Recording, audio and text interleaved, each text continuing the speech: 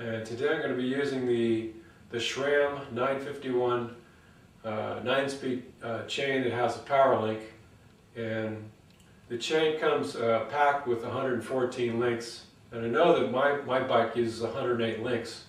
So what I do is I count the links to make sure that the length of the chain is the way it was when I bought the bike. I don't want to make any weird guesses about how many links the chain has, so it'll always work like it did when it was new.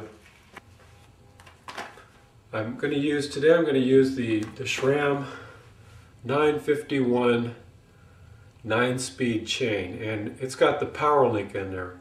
So to replace this chain, you only need a chain a chain tool to remove the rivet. In this particular chain tool, one of the newer ones, all it does is remove the rivet. It does not replace a rivet. And I've got both the old style, which used to have two notches where you could put the chain in one of the first notch to remove the rivet, and then you would put it in the second notch to adjust the slack in the chain link. And they don't seem to sell these in the bike shops anymore. I couldn't find them anymore. So I bought this one from, it was from Taiwan. So they still sell these on eBay if you're interested in getting one of the old chain tools. I happen to know that my bike uses 108 links for my chain. So I'm going to count out 108 links, remove the link, and then this particular chain comes with a power link.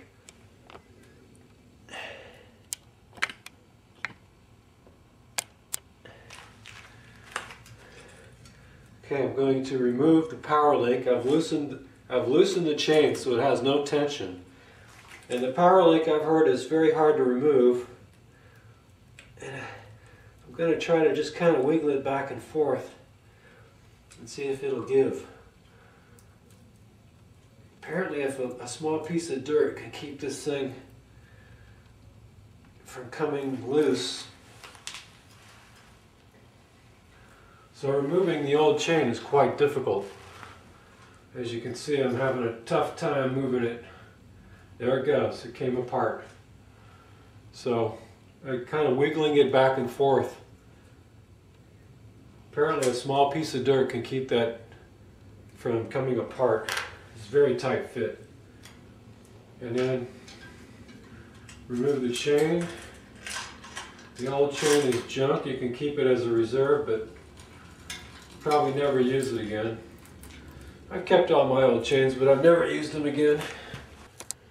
Okay, after removing the chain, I laid the length of the chain, link for link, along a straight line. And then down at the end here, the one that matches up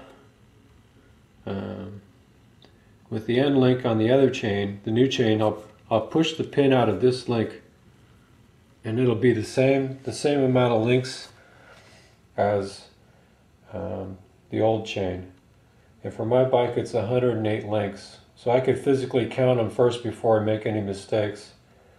And I'm going to do that, but I'm not going to show it in the video. I'm going to remove the pin from this link. And I'll show you how to do that, which is very easy, and then put it on the bike. Okay, I counted and confirmed that I have the right amount of links, and I'm going to use the chain tool and push the pin out.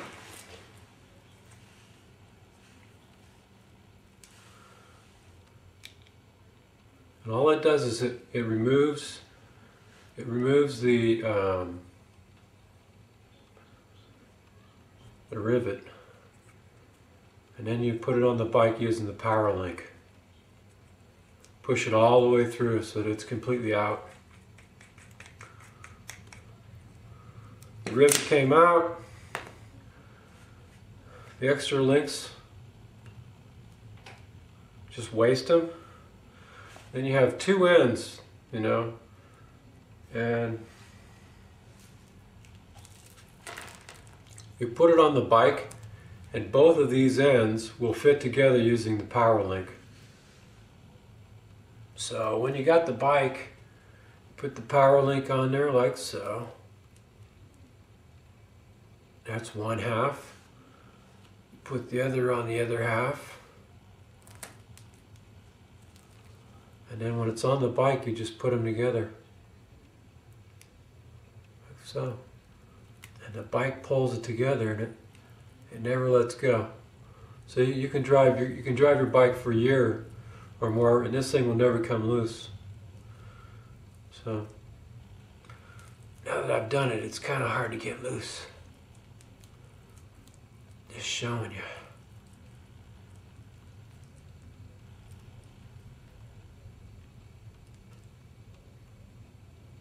There. Okay, I'm going to put it on the bike now. Probably the hardest part in doing this is getting it through the derailleur. And you want to put this bike together so that when the derailleur is under tension, you want the chain to be around the gears and around the bottom. This is the bottom pulley, and this is the top pulley. So you want the chain to go over the top pulley. Pull it up like that. Pull it up like that, and it has to go through this. There's a small flange that keeps the chain from popping up. So it has to go underneath that. Okay.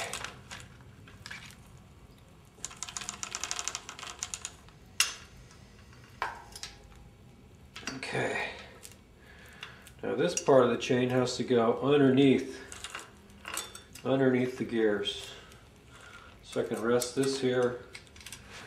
And this part has to go underneath the gears. Like so. Okay, what a mess. It can be very messy. Sometimes it doesn't want to do what you want it to do. But eventually get it. There.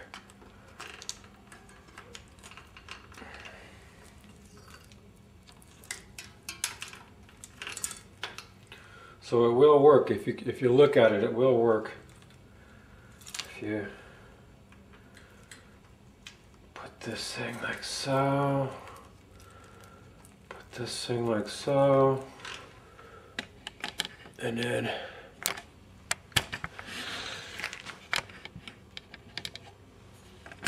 there.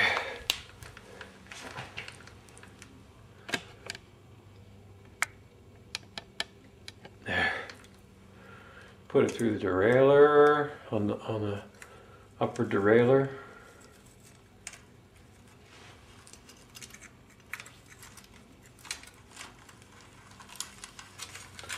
I'd like to pull it on the lower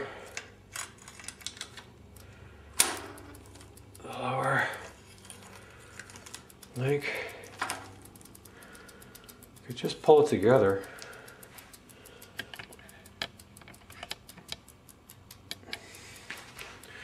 And then put the power link together. Put the power link together.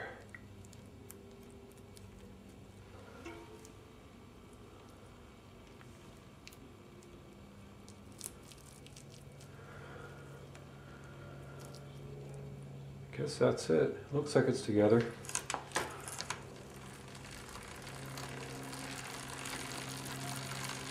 And there's a new chain.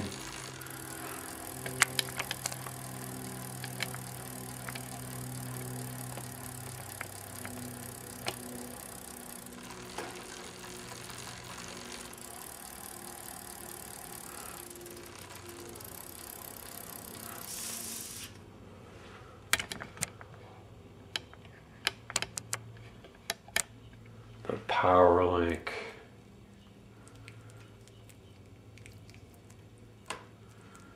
It is together, it's on there correctly.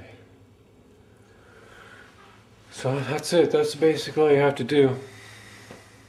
Okay, that basically wasn't too hard. Changing a chain with the new Sram PC 951 9-speed chain with a powerlink. It's not that hard to do, and the powerlink does not come apart when you're riding your bike. I've ridden mine for 3,000 miles and I've never had a problem with it. And it's a good chain. It's about the lowest cost chain you're going to find for this type of 9-speed cassette that fits with Shimano. And I hope this video helps you. If you like my video, subscribe and leave a comment, thumbs up that you like the video, and I'll see you next time.